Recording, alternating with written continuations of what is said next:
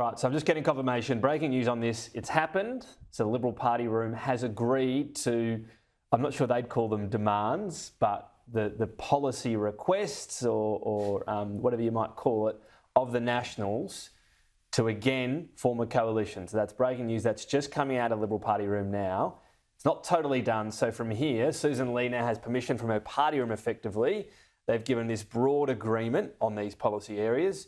She needs to go back with David Littleproud and agree on specific wording and processes. Now, we won't know exactly what this is, as we're always told after each election.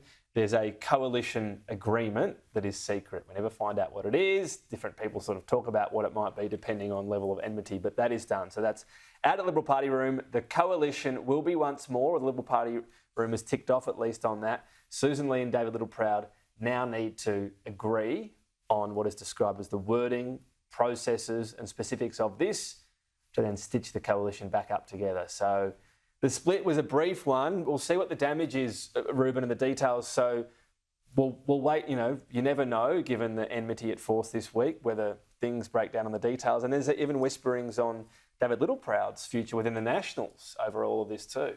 Yeah, hopefully they haven't sold the family house yet, Tom. If they're getting back together, it wasn't a long split, but it could have created some damage that will take a bit of time to repair.